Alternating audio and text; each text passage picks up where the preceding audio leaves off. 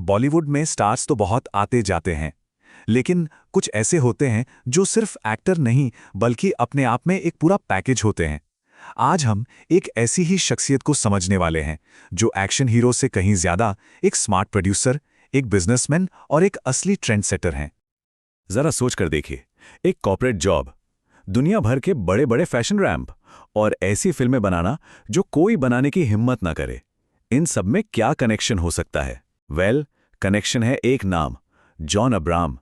चलिए आज उनके इसी कमाल के सफर को परत दर परत समझते हैं।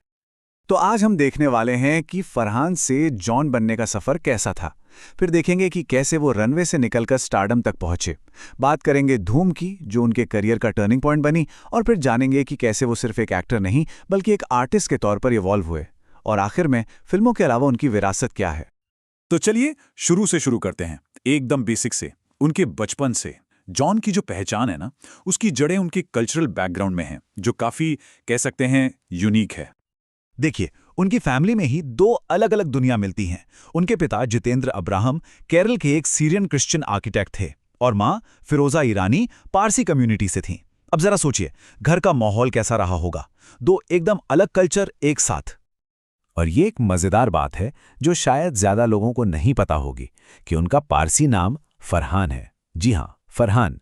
लेकिन उनके पिता ने उन्हें नाम दिया जॉन, और बस दुनिया उन्हें इसी नाम से जानने लगी। मतलब एक इंसान और पहचान दो कल्चर की। और शायद यही वजह है, मतलब इतनी मिक्स्ड अपब्रिंगिंग का नतीजा, कि वो खुद को एक अज्ञेयवादी यानी एग्नोस्टिक कहते हैं। इसका सीधा सा मतलब ये है कि वो भगवान के होने या न होने पर कोई पक्का दावा नहीं करते। ये दिखाता है कि उनका सोचने का तरीका कितना ओपन है। अब यहां से कहानी एक नया मोड़ लेती है। पढ़ाई लिखाई में अच्छे होने के बावजूद जॉन ने कोई टिपिकल कॉर्पोरेट रास्ता नहीं चुना। उन्होंने ग्लैमर की दुनिया चुनी। लेकिन ये कोई तुक्का नहीं था। हर स्टेप एकदम प्लान किया हुआ था। ये देखिए, ये है उनका सक्सेस का पूरा रोड मैप। स्टेप 1, एक अच्छी खासी कॉर्पोरेट जॉब छोड़ी। स्टेप 2, 1999 में ग्लैड्रैग्स मैनहंट जीता और मॉडलिंग में एंट्री मारी। फिर वो सिर्फ इंडिया में नहीं रुके, सिंगापुर, हांगकांग, लंदन, न्यूयॉर्क, हर जगह काम किया। और सबसे जरूरी बात, फिल्मों में आने से पहले एक्टिंग की प्रॉपर ट्रेनिंग ली। तो ये कोई लक का खेल नहीं था, ये थी पूरी तैयारी। हर एक्टर की लाइफ में एक फिल्म ऐसी आती है जो सब कुछ बदल देती है। जॉन अब्राहम के लिए वो फिल्म थी धूम। वो पल था जब बॉलीवुड को अपना एक नया स्टाइलिश एंटी हीरो मिला। साल था 2004। इस साल को जॉन के करियर में हमेशा याद रखा जाएगा। यही वो साल था जब वो एक एक्टर से एक असली सुपरस्टार बने। हाँ, इसी साल आई थी वाईआरएफ की धूम। और बस ये फिल्म जॉन के नाम के साथ हमेशा के लिए जुड़ गई। इस एक फिल्म ने सच में पूरा गेम ही बदल दिया था। उनका जो किरदार था कबीर, कमाल था। आज भी जब बॉलीवुड के सबसे कूल और मेमोरेबल विलेंस की बात होती है तो कबीर का नाम जरूर आता है।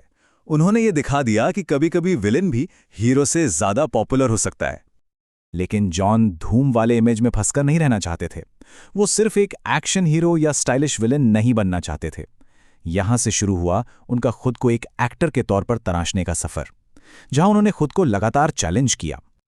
जरा उनके करियर के ग्राफ पर नजर डालिए। धूम के ठीक बाद जहां कोई भी टाइपकास्ट हो जाता, उन्होंने 2005 में वाटर जैसी सीरियस फिल्म की। फिर 2008 में दोस्ताना में अपनी कॉमेडी से सबको चौंका दिया। 2009 में न्यूयॉर्क से यह साबित कर दिया कि वो एक सीरियस एक्टर भी हैं। और फिर वो एक कदम और आगे बढ़े। 2012 में विकी डोनर जैसी फिल्म प्रोड्यूस की, जिस टॉपिक पर कोई बात भी नहीं करना चाहता था। और फिर 2013 में मद्रास कैफे जैसी हार्ड हिटिंग पॉलिटिकल थ्रिलर। ये दिखाता है कि वो रिस्क लेने से कभी नहीं डरे। मतलब रेंज देखिए जरा, कहाँ धूम का वो करिश्माई विलेन और कहाँ वाटर का वो सीधा साधा सिद्धांतों वाला रिफॉर्मर। फिर दोस्ताना का स्टाइलिश फनी लड़का और मद्रास कैफे का सीरियस इंटेलिजेंस ऑपरेटिव। और हाल ही में पठान का खतरनाक विलेन जिम। मतलब हर किरदार एक दूसरे से बिल्कुल जुदा। यही तो एक वर्सेटाइल एक्टर की पहचान है। तो अब बात करते हैं उस जॉन अब्राहम की जो हमें पर्दे पर नहीं दिखते, क्योंकि उनकी कहानी सिर्फ फिल्मों पर ही खत्म नहीं होती। तो असल में जॉन अब्राहम हैं क्या? वो 40% एक्टर हैं, तो 20% प्रोड्यूसर भी हैं, 20% फिटनेस आइकन हैं और बाकी 20% एक फिलैंथ्रोपिस्ट यानी समाज सेवी। उनकी पर्सनैलिटी इन सब चीजों का एक मिक्सचर है। और ये सिर्फ हवा में कही बातें नहीं है। देखिए, वो पीटा के साथ जानवरों के हक के लिए काम करते हैं, हैबिटेट फॉर ह्यूमैनिटी को सपोर्ट करते हैं, यामाहा और रैंगलर जैसे बड़े ब्रांड्स का चेहरा है। उनका खुद का क्लोथिंग लाइन है, जे, और मुंबई मैराथन जैसी बड़ी पहलों को उन्होंने सालों तक लीड किया है। ये दिखाता है कि वो एक स्मार्ट बिजनेसमैन भी हैं और एक जिम्मेदार इंसान भी। तो जॉन इब्राहिम की ये पूरी कहानी हमें एक सवाल पर लाकर छोड़ देती है कि एक लास्टिंग लेगेसी, एक ऐसी पहचान जो हमेशा याद रखी जाए, उसे बनाने के लिए आखिर लगता क्या है। एक कॉर्पोरेट जॉब से निकलकर स्टारडम की ऊंचाइयों तक पहुंचना और फिर अपनी एक अलग दुनिया बनाना, शायद इसका जवाब सिर्फ हार्डवर्क नहीं है। शायद जवाब छिपा है लगातार खुद को री इन्वेंट करने में और अपने बनाए हुए दायरे को तोड़ने की हिम्मत में।